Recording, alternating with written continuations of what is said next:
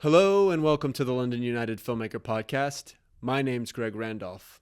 Today, I have the pleasure of speaking with Antonella Spirito. We talk about her feature grad film, The House That Stood, and its recent success at film festivals.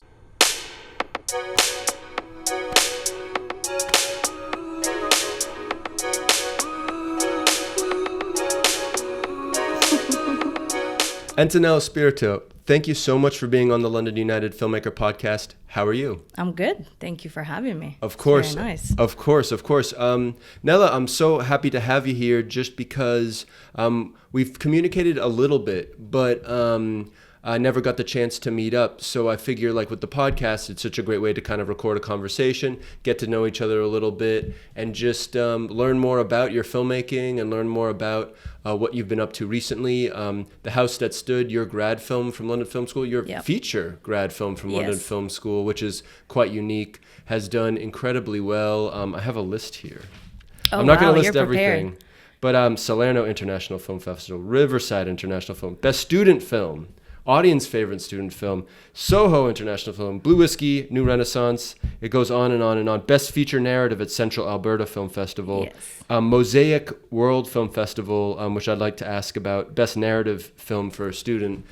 Absolutely fantastic. Thank you. It must be so fun, like going around and checking out some of these festivals, speaking with people. Must be inspiring. And I've just heard such cool things about the production and just like working with Bo and like just some friends. I'm Bo, and it's just it's one of those productions you hear kind of through the grapevine. So it's nice to finally be able to chat with you and just learn more about everything. But with this podcast, I usually like to start at the beginning and kind of get a little bit of a sense of where you're coming from as a filmmaker, what got you into filmmaking, and where you're from. Would love to just hear kind of about what pulled you towards, London Film School and everything that kind of connects us now. Sure. Well, I'll try make it shorter because it's quite a long story. But so I'm originally from Rome. And I was always interested in films and photography mainly. And then I actually did my last year of high school in Los Angeles. I did like an exchange program. And in Italy, you have 5 years of high school. So then when I finished school, I didn't want to go back to Italy because you have to do all these exams and stuff. So I started looking at universities. I did drama when I was there. So I got into, the productions and theater and writing. But I couldn't afford university in the US because it's just ridiculously expensive. So I decided to go to London. I applied to Roehampton University. I went there, did my undergraduate degree with photography and film because I was still undecided whether I wanted to do more of a practical or theory. And then I decided to, go with filmmaking. That's what I had a passion for. And then COVID. So then I decided to do a master's as well. And I got into the LFS program for filmmaking. And that's when it all kind of started. I was still unsure on whether I wanted to do DOPing or editing or other stuff. And then I kind of got into not so much directing with LFS because, of course, you don't get too many chances to direct. But then, planning my grad film, I decided I wanted to direct it and write it.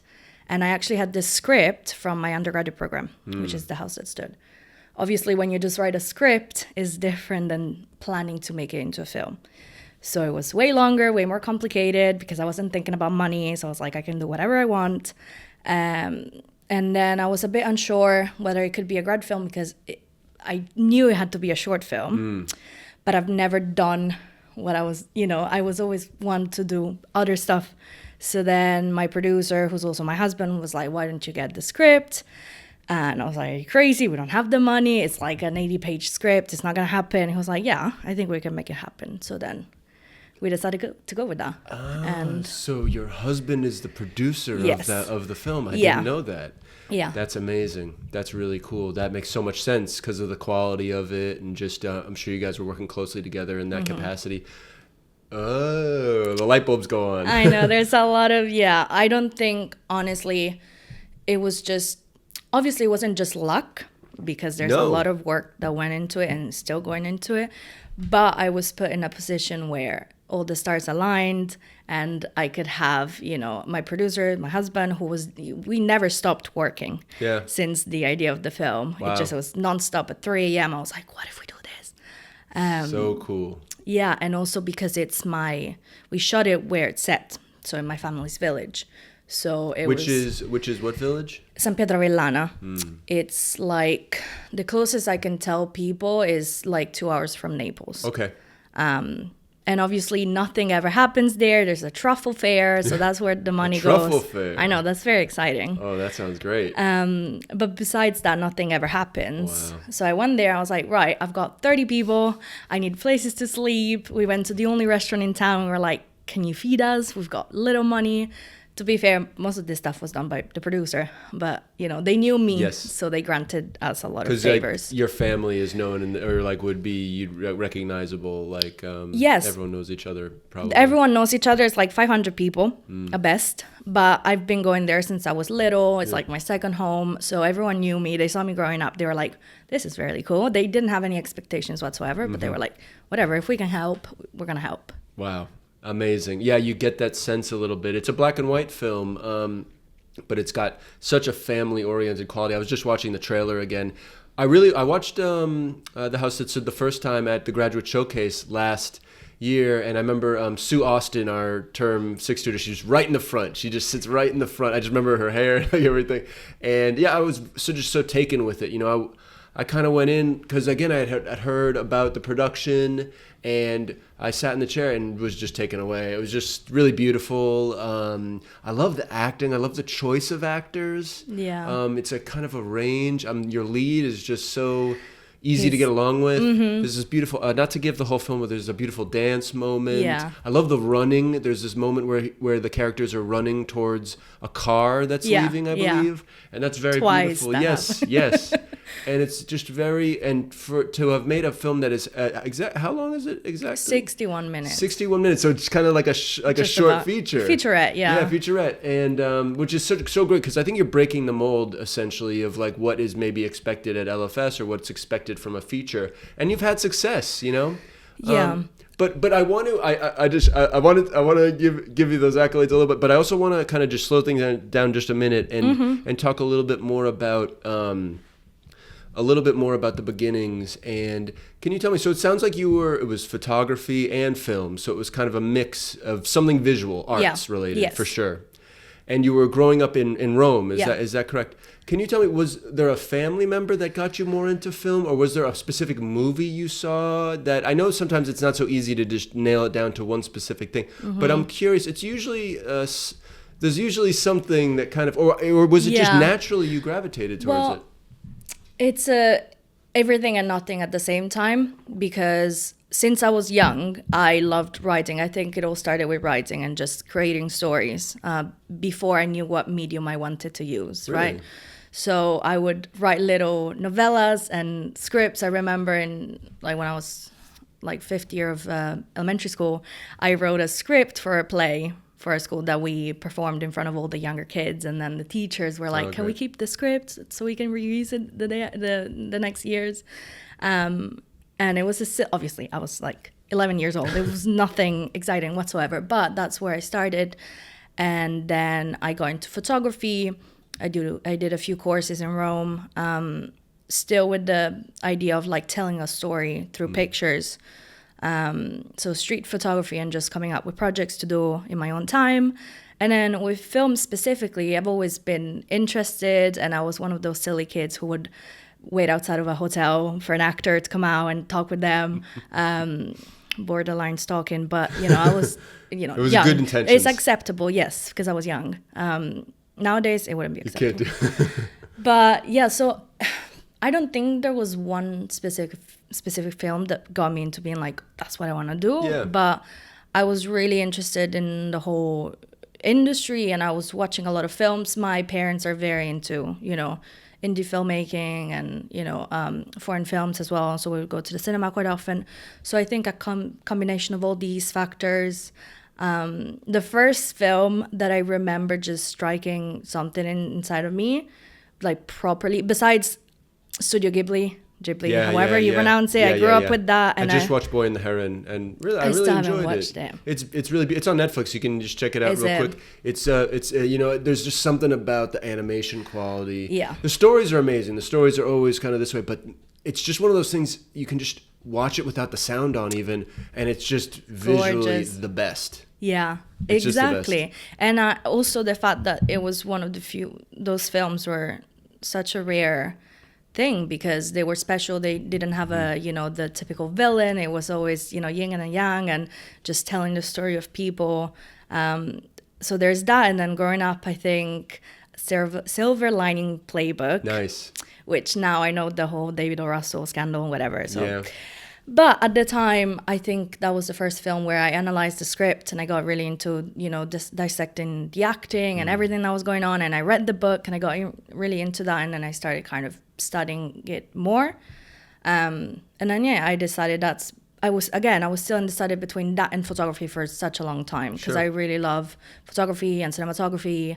But then when I realized I can combine writing with directing, you know, which I couldn't necessarily do with cinematography or DOPing and, you know, camera related stuff, then that's where I decided to go in. So cool. And can I ask you, I'm just curious because in the it's interesting when you have different backgrounds because in the application process, LFS asks for some type of a script usually, and I think also like a visual, but it doesn't need to necessarily be a film, right? It can be like a photography. Do you remember what you submitted? I'm just curious, like as part of the application process. I think back when I applied in 2020, it was just a script. Okay, really? It wasn't the visual yet. I might have submitted maybe as in like extra material portfolio. I think I submitted some of my photography. Cool. And then a couple of scripts. So they must have loved the script, you know. It sounds like you had a penchant for writing for quite a while and you used it to your advantage when you were looking for schools. Okay, that's really amazing. So I've got a really good idea of some of the early kind of inklings and your love of storytelling. It makes sense, right? Photography, storytelling, and then this idea of cinematography as well, like how you can make images look really great. That leads to kind of like a director's mindset for sure. Yes. So I really want to talk more about The House That Stood. I've got Sure. questions about references, and you know, you're Sure. talking about Silver Linings Playbook and Studio Ghibli. It's such a it makes me want to ask about what's in the future, but that'll come. So I want to talk a little bit about touch on the experience between getting to LFS and completing your grad film. Can you tell me about a project maybe that in that time period where you're kind of making films a little bit more rigorously, I imagine, than before? Can you tell me about a project that like you remember that you enjoyed? I know LFS can be up and down, right? It can be like if you get chosen or if you don't get chosen or this or that, the other thing. There's definitely, and you're learning with and being creative with all these people and meeting new people from all over the world for the first time. So it's very much like this mix. I'd love to hear a little bit about your experience just with all of that, and then maybe a project that you particularly enjoyed. Of course. So during LFS, I actually only got to direct in term 2 that everyone gets to direct? Term 2 Yes. is this 3-minute The 3-minute, I pitched every single semester. I knew too. most likely I wasn't going to get it because the competition is high and there's a lot of us and only, 4 or 5 films. But I think alone the experience of like writing a script, knowing most likely it wasn't going to get chosen and pitching it by itself was a great experience because it got me to practice and it got me to write a lot of scripts that otherwise I wouldn't have written.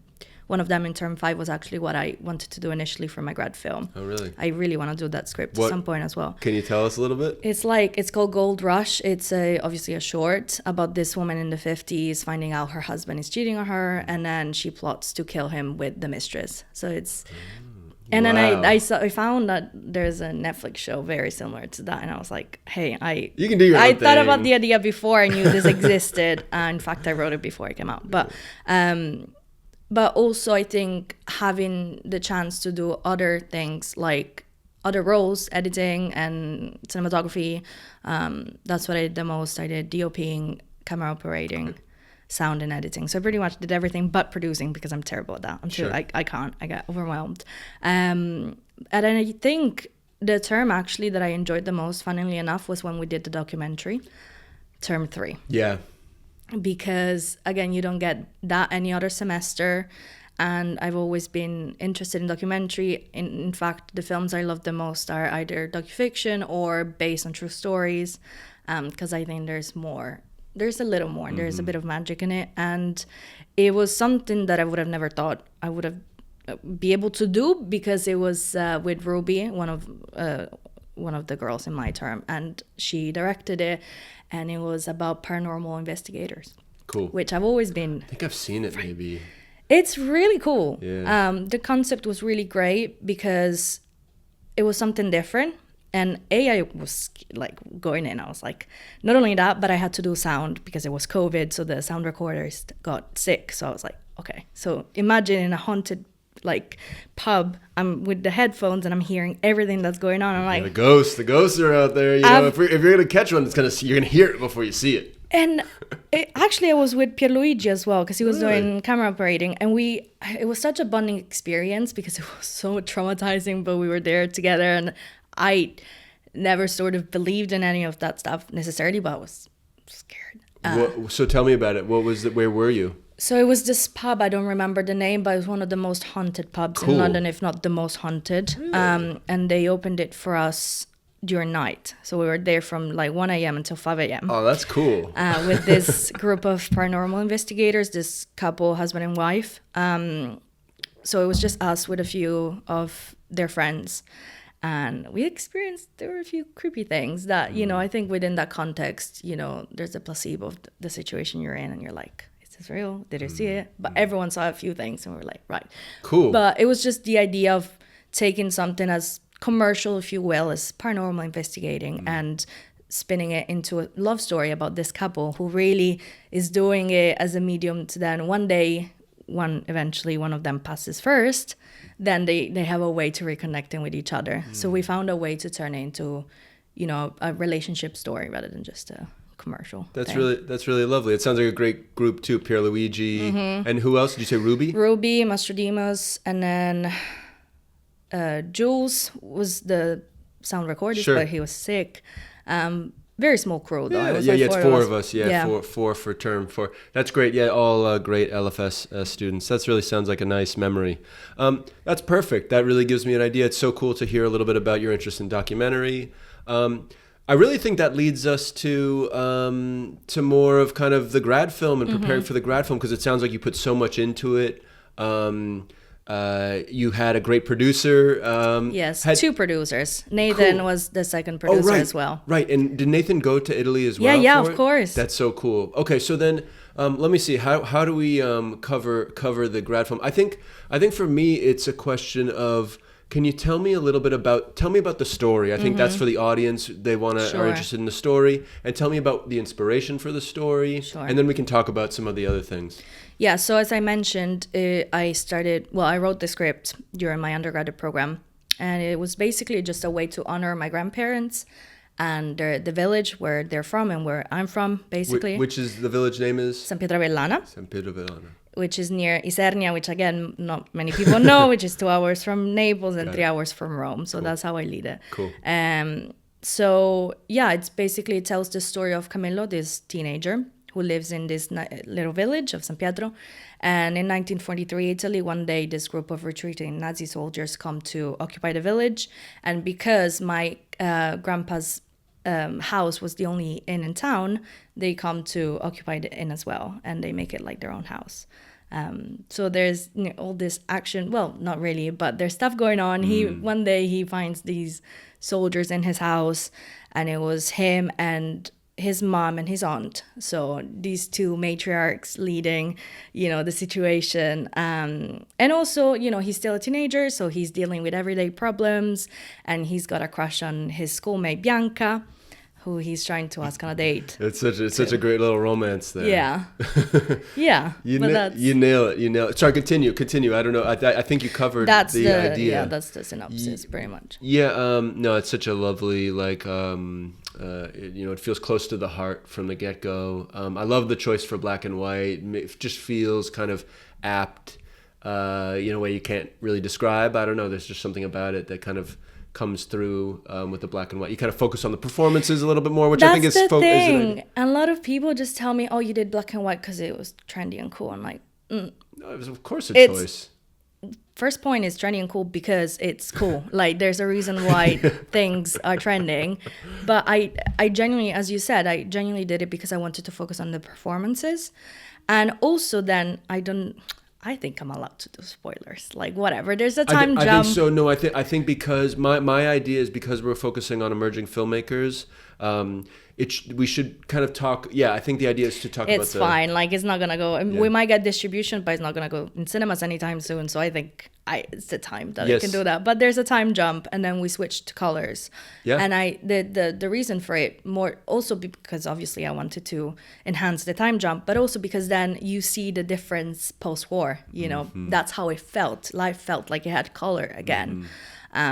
So there is a reason for the choices I made. I absolutely love it. And you have actually some VFX in there in different parts that are also, I think, really actually working very well. Yeah. Done very kind of intelligently and kind of in a way that feels like all connected. So I think you're blending things very well, and it's just directorially very, very well done, and I'm like truly, I truly mean that. So really, that's really cool. So I've got an idea of the story and some of the ideas behind it. Can you tell me a little bit about pre-production? It sounds like you were really working hard because Nathan has done so many amazing producing projects. He just did Divine Intervention and many others. I just actually had him on the podcast quite recently, and he was sharing some really cool info. And your husband was also producing. So can you tell me a little bit about the pre-production aspect? It sounds like you had ideas, like ideas were coming to you. Yes. So again, once we settled on this script, which it wasn't initially, again,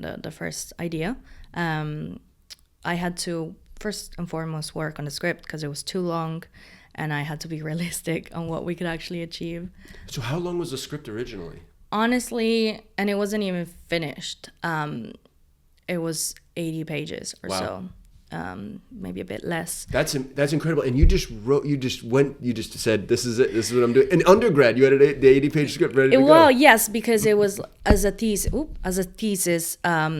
for Roehampton. I had either write a script or do a photography project, so I decided to write the script. And again, not many people wrote a feature script there either, but I was like, fuck it, I'm gonna do it.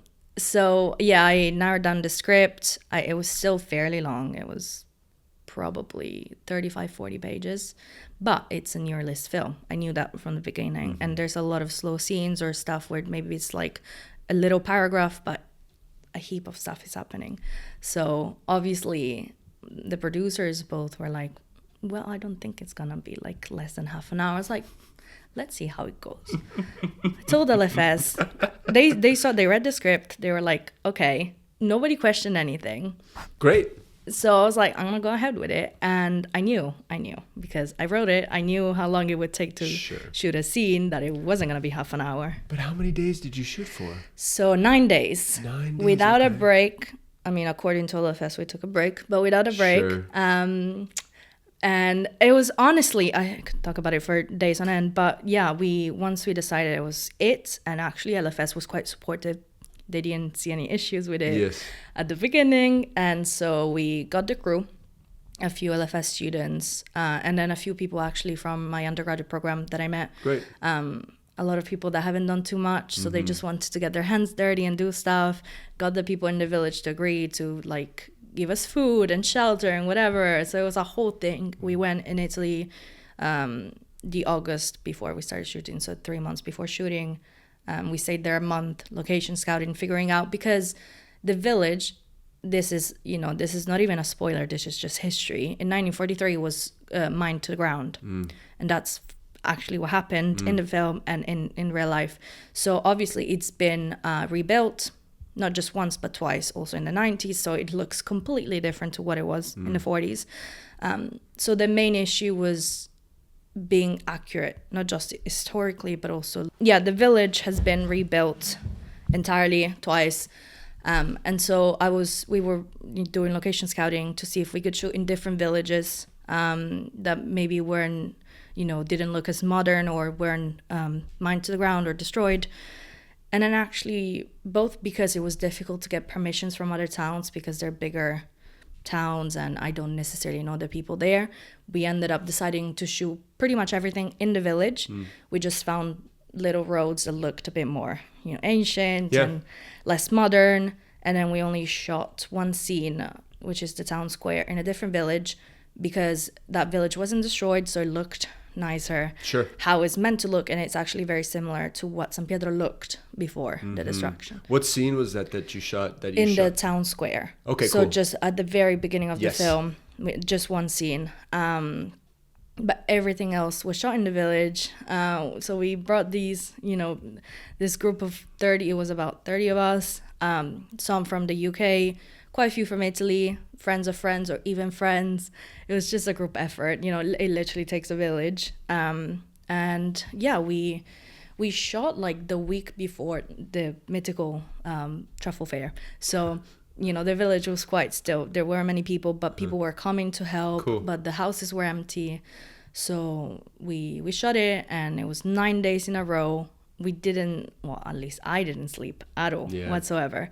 And we had it was tiring because we had Italian actors and also 3 actors from the UK, 2 Italian and 1 English. Right. So you had actors flying in.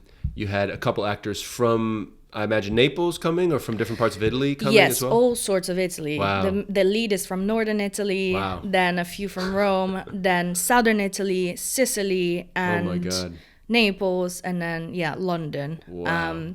So logistically, it was a nightmare, but again, wasn't worrying about it Yeah, myself. yeah. Because I had enough on my plate. So my question is where did everyone end up staying? You found a hotel or? So for the crew, we found a couple of empty houses that we rented from people that weren't currently at the village. And then there's this, it's not quite a hostel, but it's like above the little emergency room. They have a few rooms.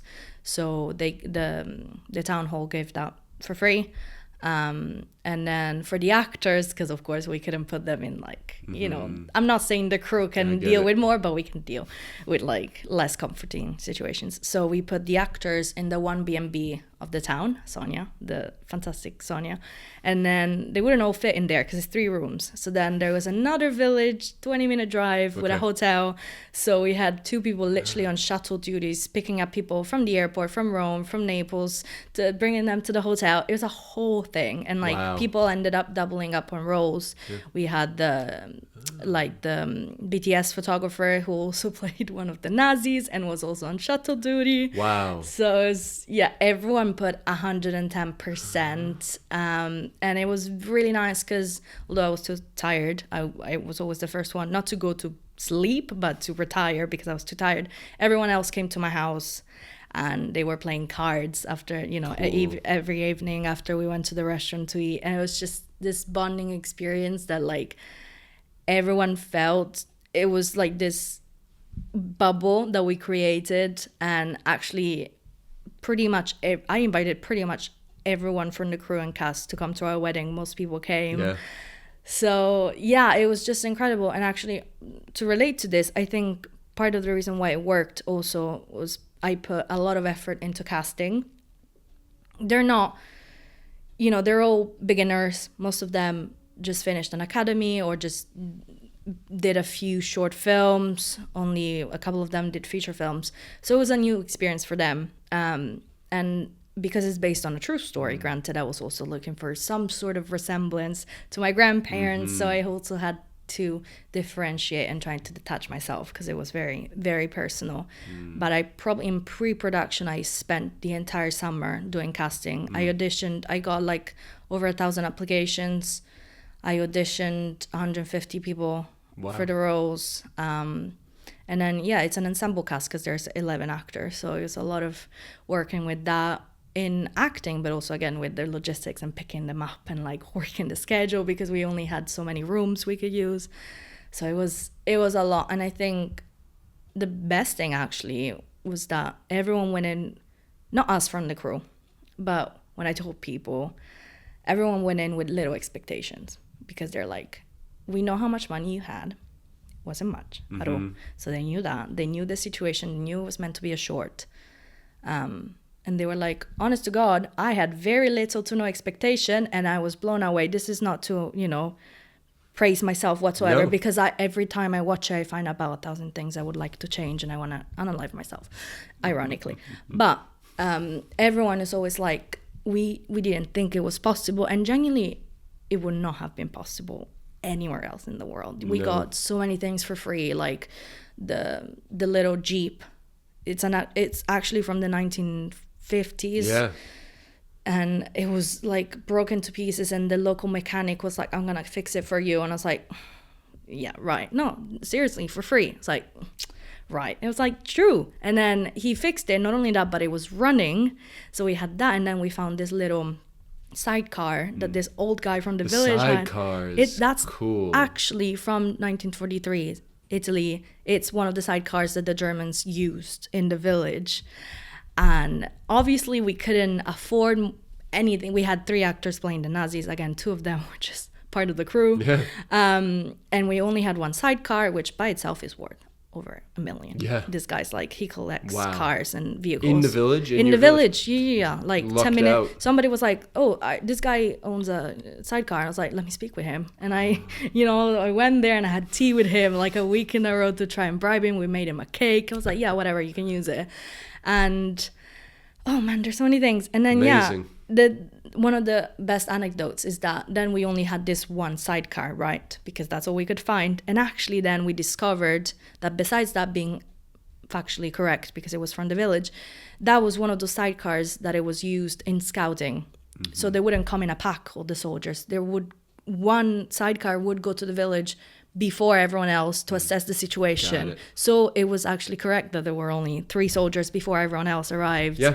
And we got so many anecdotes. Again, the wife of this guy that gave us the sidecar, she told us this story about this soldier, and then I actually incorporated that in the script. Amazing. And that became the character of Otto, who's the Nazi soldier. So it was genuinely, just by doing pre-production, I got so many elements for the... Amazing. Yeah, no, it's amazing how a film changes after you've kind of said script lock or whatever that word means to include things that it's going to make it better. I mean, it takes some convincing maybe, or just a little bit, like producers are going to say, well, you're adding characters, you're doing this and that. But if you're lockstep with them, and they really everyone's believing in the story and believing in the vision, your vision, then you're only making things better. And you might as well. You know what I mean? Because it takes so much to put these things together. And if you've got all these actors here, if you've got all this crew here from all over, you better put your best foot forward or try. Exactly. So you did that. You did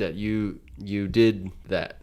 So my question is, I've got such great anecdotes and ideas about pre-production and preparing. Can you tell me a little bit about production? What was it like? What time of year were you shooting? Sure. So we went there like 10 days before actually shooting, and it was around the 15th of October, 2022. Oh, okay. So not super hot. It was a little bit more manageable temperature-wise. Very manageable. Usually it's way colder. Sometimes it even really? snows because it's up in the mountain. It's not too high. It's like 900 meters level above water. But we got really lucky with the weather, because usually that time of the year, if it doesn't snow, it's really cold or it rains.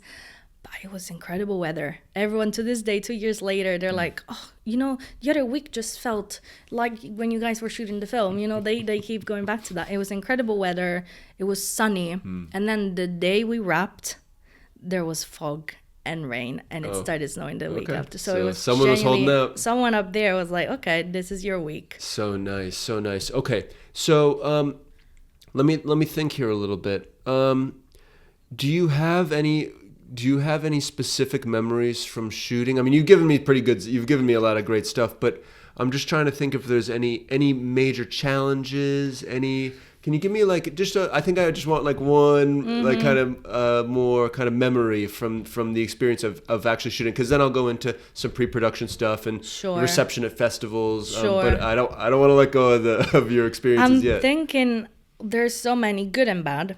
Yeah. We had some stuff happening. Of course. Yeah, whatever you're comfortable sharing, honestly, I'm thinking because there's so many good ones as well to pick from besides just bonding and everything. I think. What about? Could you tell me a little bit about like the lead actor? And, Yes. Or again, it's an ensemble, but maybe tell me some experiences working with the actors specifically. You know, because that's a Absolutely. really key aspect of directing. You know. Absolutely. In fact, that's what I was focusing on the most because I had such an incredible crew and the producers were on it. So I didn't have to worry too much about the logistics stuff. Like one of the main actresses gave us the wrong name for her ticket. So we had to switch and boy. pay like £150 the day before. I wasn't concerned. My producer was like, you don't worry about that. So yeah, I was working with the actors the most. And what was difficult was doing rehearsals online because we couldn't meet. So we did like, especially with the lead, Matteo, we did like for a month straight, we were on Zoom rehearsing every single day. He's not insecure, but he really cared about the characters. So he genuinely just wanted to put as much effort as he could. So we actually shot the 1959 part of the film before. So we worked with the older actors first, who were also the more experienced one. They've done theater, they've done films.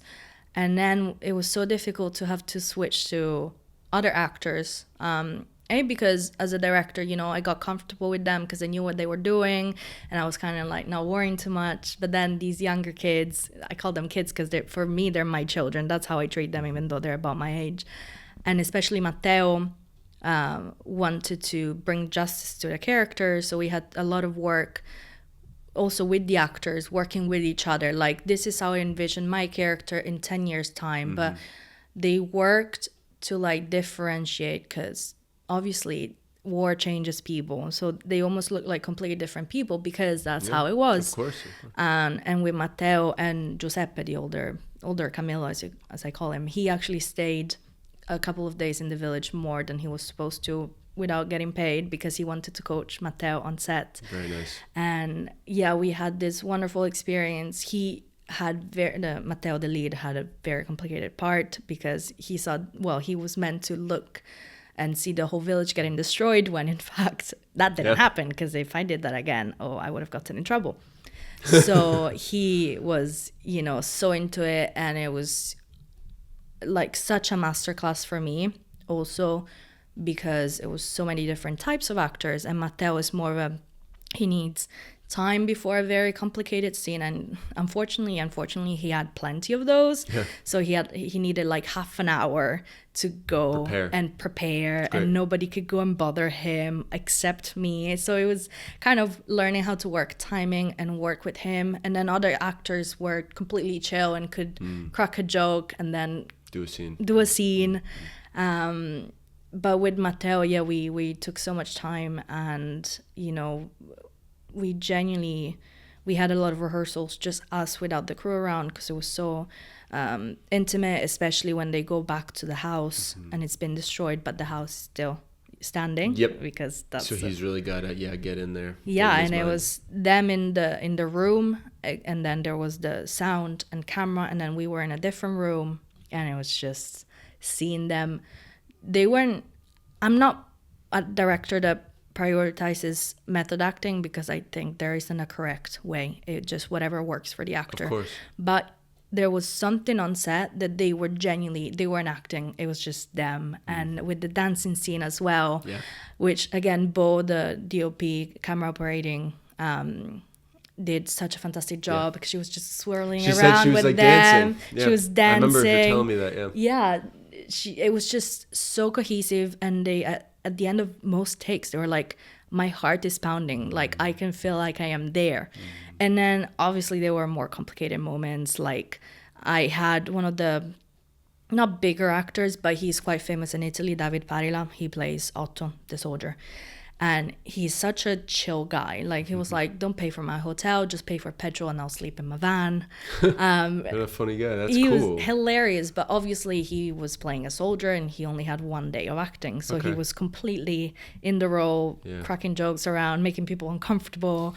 And it was so difficult I was learning from him. I couldn't even feel like I could direct him because he was such a big actor, and he went on set. The first conversation we ever had when I auditioned him, he sent me an email saying, "Oh, you need a bad Nazi guy, I can be that for you."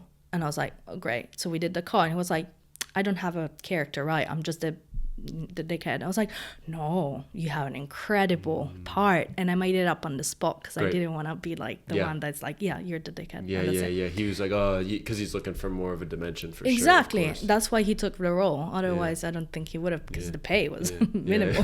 So, yeah. That's so great. That's so great to be able to get actors of different caliber in there, to be able to work with them, to be able to learn from them. Wow. Yeah, you said masterclass. I think that nails it. Okay, I've got such great thoughts and ideas and memories from that film, which just sounds absolutely magical. Can you tell me, you get all this footage, you get the crew go back, the cast go back, boom, you're back in the village, or you went back to Rome or wherever, and what is your interpretation? Who edited the film?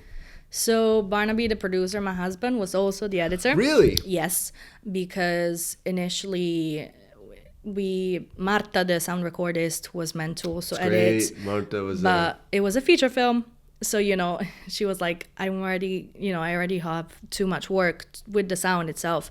I don't know if I'll have the time to edit. And Barnaby was like, well, I'll edit it. It's not a problem. He's an editor for work as well. And it just meant that we literally didn't leave the house for like 2 months. We were in the room and just editing constantly. But also we had VFX. We had a matte painter before the VFX. We worked with Lorenzo, our music composer. Fantastic. So Lorenzo who? Lorenzo Ceci. He's from Rome. I met him through friends of friends, and he jumped on board. He had no budget whatsoever, and he built the most incredible score. So yeah, we were running all these little elements together, and then we went down to Rome to do the what's it called for the sound? Sound mixing? The mixing, we did it in Rome, and or design? No, sound mixing. Sound mixing. Yeah. Marta did the sound design. Hazel did the sound editing. That's great. And then we also had, we had 2 color graders. Great. So right now the names that's okay. skipping my mind. But yeah, it was like 5 different people working all remotely, trying to communicate, and we wrapped it in May. Yeah. Wow. Wrapped post production for the edit was done, music. Submitted to school. Yeah. All that May good was stuff. submitted. Yeah. What was the feeling like as you're editing this? Are you going, whoa, this is working, or like what was it? What was the feeling? You have to tell me. Well, the minute we got the footage in, Barnaby looked at me and was like, "You lied to me all along. This is not a short film." I was like, "Oh, what a shame." So it was telling the school as well that we didn't have a short film. But I think it worked almost immediately. Yeah. And the fact is, we didn't have much time at all. Yes, we had 9 days, but 9 days for a feature film is nothing. So we were very strict on timing and retakes, as if almost we were shooting on film. We didn't account, it was like we weren't shooting on digital. So we had very little takes.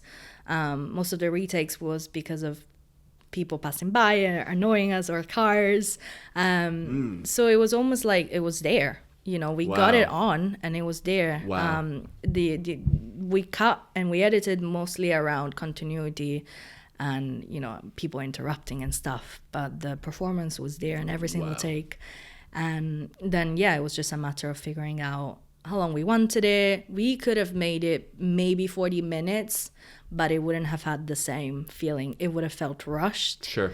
It would have felt like it didn't belong. So genuinely, I decided it was my call to say, it's 60 minutes. We worked on it for 3 months. That's the length it should be. And I knew the school perhaps wasn't going to be too pleased about that, mainly because it's more work. And also it's more difficult to get it into festivals. Could. Yeah, for sure. That's kind of it's a atypical time for featurette is a great way to describe it. Yeah, that's the way it's what it is. It's quite uncommon, and I didn't make the film to praise, to make anyone happy. No. Or to get into festivals. So I was like, this is the length it has to be. If it 100%. Goes nowhere, it goes nowhere. Yeah, I don't care. Whatever. I mean, you've made something you're incredibly proud of. And I think there's a high level of confidence to just do that. You know what I mean? And we've all seen, this is a weird connection. I was watching Alien Romulus the other day, and cool, but it felt so edited in the beginning that it took me out of it. And what makes the first Alien so great is the pacing of it. Yes. That's when the aliens coming and like everything. Exactly. It's like all around that. So totally different genres of of course, things. But yeah, we all you feel it when something's just being edited, like pushing it along. But for what reason? You made it because you love it, and you made it because you want to do an ode to your family. So it just shows that you've got confidence to say, listen, this is my work and this is what it's going to be, and just enjoy it, and you'll enjoy it the most when it's this way, right? Exactly. So then my question is wow, so it sounds like it was like not as difficult as maybe I thought. Like you really had you just laid it out, like and the timeline, and it was of course. Genuinely for Barnaby, it was trying to figure out what takes to use because of continuity issues mainly. So it was a lot of working around that, and the cuts were genuinely done just based on that. So it took a lot of time, especially with the VFX. Once we got the edit itself was fairly okay because again the performances were there, we had incredible locations, it worked, and I was very meticulous. I did the storyboards myself, wow. Even the technical ones. So I knew, granted some things changed, especially when we were there and running out of time, but Bo was incredible in helping me and being like, we don't need this scene, or we can make this shorter, we can do this in one take instead of blah blah blah. So it was there, it was premeditated, pre-worked, and then it was there in the edit. But then the VFX, we had, again, little money. We found John, who's an incredible director. And John, yeah, it's okay, it's fine. JP Watts, that's Watts. His cool. short. Cool. He's directed and he also did the VFX for this other war film. So he had plenty of experience. Nice. He loved the project, so we paid him, but not as much as we should have for the work he did. And we had stuff going on. We got the first matte painter from Fiverr, who was a scam. So then we had to find a second one. And so what did you say, matte painter? The matte painter, yeah. It's I don't know. I'm basically is the work. Me neither. I don't know how to describe it, but it's the work that needs doing before the VFX artist comes in. Okay, so it's literally like painting. Yes. Yeah. So all the layers, it's like as if it was the VFX but without motion. Okay.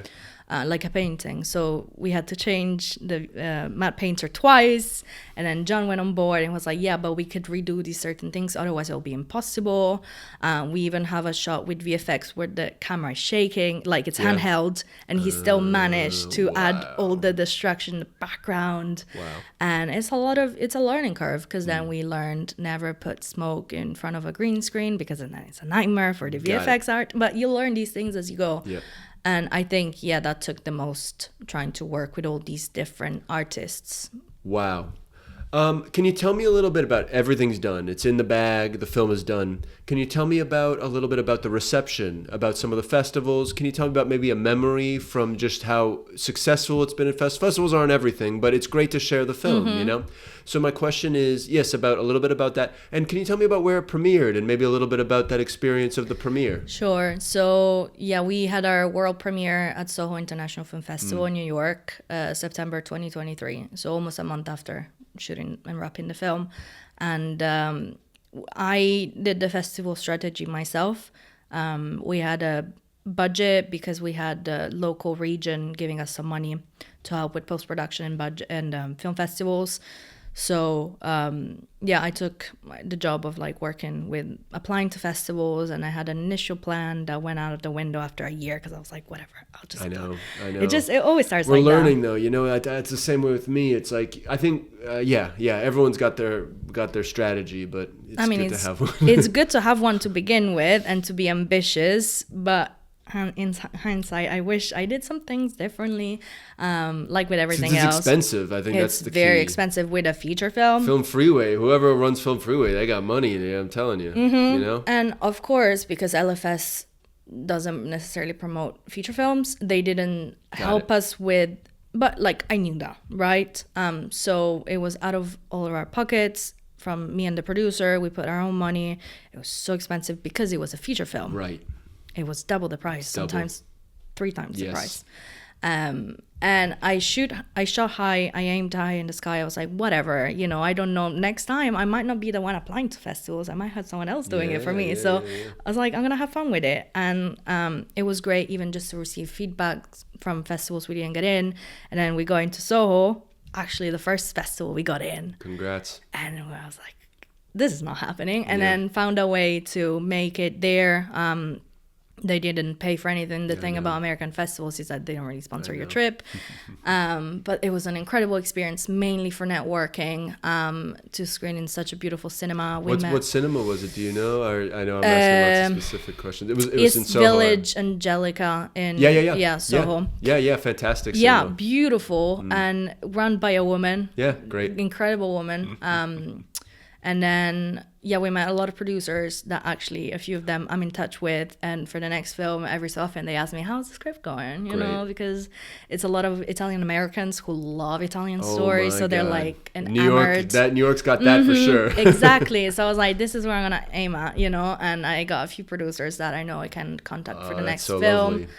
And then I don't know, I kind of got the hang of it. We went to some like smaller festivals as well. We had our Italian premiere in Catania Film Festival. Great. In Sicily. Different vibe. Every festival was a completely different vibe. Yeah, here we had someone picking us up from the airport and the hotel, and like they knew who I was. But that's what's great about the festivals. Obviously, sometimes you get the ones that you wish you didn't go to. Sure. But most of the times I got something out of it. Networking, meeting people, showing my film, getting feedback. And then I got a bit more, not ballsy with it, but I started making demands a bit more because I was running out of money. So then we got into Blue Whiskey Independent Film Festival, which is not an international film festival, but they loved the film because it's story-driven films at the festival. And I emailed the Italian Cultural Institute of Chicago or whatever it's called. I'm sorry, I can't remember exactly. Okay. And they were like, yeah, we'll sponsor your trip. They had absolutely nothing to do with the festivals. And they were like, but we like the film, so we'll pay for your flight and your hotel. And I actually managed to go to Chicago as well. That's really that. And so that's the Blue Whiskey Independent Film Festival. You contacted the Italian Cultural History of Chicago. Yeah, I didn't expect any. I was like, whatever. Smart. And then since then, I've been doing that for every single Italian institute of every city that we've gone to. Not much luck because a lot of the times, unfortunately, you hear back very close to the date of the screening. So it's hard for them to A, get back to you, and B, have enough time to pay for your travel. But yeah, then we had Brazil. I couldn't go, but one of my closest friends. What's the film festival there? Mostra Livre del Cinema in São Paulo. But I have friends and family in Brazil, so they went and supported the film. They were the representatives. And then Australia we did a couple of weeks ago again. I would have gone. If the Italian Institute of Sydney got back to me, I would have gone. But there wasn't enough time. And yeah, we've actually done pretty much all continents except for Antarctica because we screened in India. Again, couldn't go. Like 2 weeks ago, I went to Morocco recently. Yes. With the film as well. How was that? Oh my God, I felt rich because it's like a government sponsored festival. So they had lots of funding and they paid for my travel and my hotel and everything. And I met so many older filmmakers and got incredible contacts. So yeah, Spain, all sorts. So it's been great to be able to like not only show the film, but get an excuse to get out there and meet filmmakers from all over the world and also watch other films because I've had the opportunity to actually attend some of the other screenings. So yeah, it's been like a year and a half almost. Amazing. So Nella, you've been sharing just so many like great tips and just sound like it's been a really beautiful experience sharing your grad film. My question is, like at festivals, every once in a while you get to talk in front of people a little bit. Can you tell me about like what it's been like to kind of speak in front of an audience about your film, whether it be a Q&A or if they've offered any of those types of opportunities? What is that like? And what is it? Because I think that's part of what I think an audience might be interested in is like, how do you express this film you made, Honestly, I've had such a blast doing Q&As and stuff. The very first experience, proper experience regarding the film was when we had a private screening in the Village for them to watch it in August 2023 before Soho. And yeah, I was overwhelmed there because granted it was 300 people, 400, 100 people couldn't even fit in the room.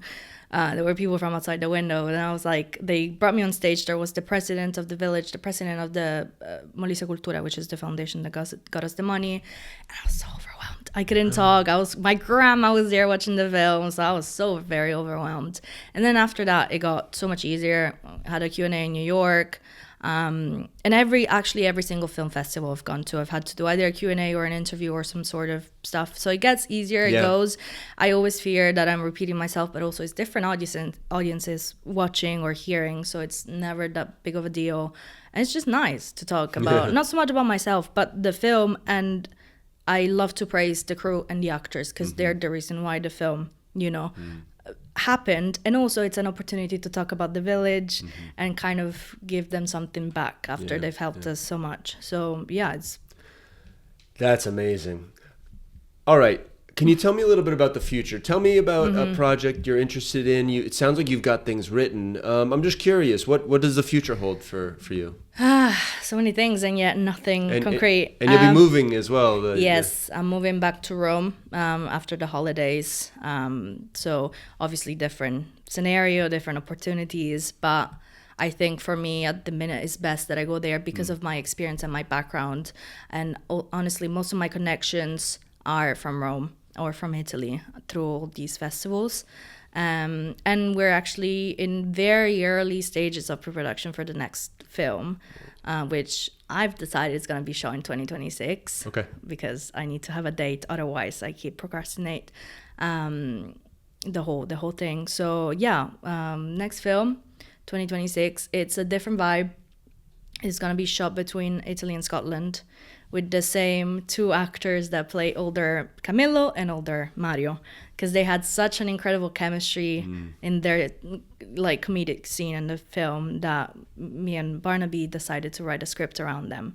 So it just started with that. Very different because we started with the actors. We knew who they were going to be, and we are working with them. We do calls once a week to kind of work on the script together. And it's about this Italian couple from southern Italy going on holiday to Scotland under the pretense of just wanting to get away from life, but really they're just hiding a bunch of secrets from each other, and they're gonna have to end up faking their deaths to get away from their past. Cool. So different vibe. Wow. All right. So there'll be some stuff shot in Italy, some stuff shot in Scotland. It'll be in Naples, Nola, this village near Naples, because I love villages now, clearly. Bit in Sicily, and then Scotland. Ooh. Sounds fun. Yeah. And 2026 you have to look forward to. Exactly. So, I think that really covers everything. I mean, really, it sounds like, this is the next project for you, but there will be many in the future, who knows? But hopefully. Antonella Spirito, I just want to thank you so much for being on the London United Filmmaker podcast. Thank you so much for being here. And hopefully we have a conversation. Maybe we can have a follow-up maybe after the next film or Sure. but congratulations on everything. Thank you so much. Thank you for having me. Of course.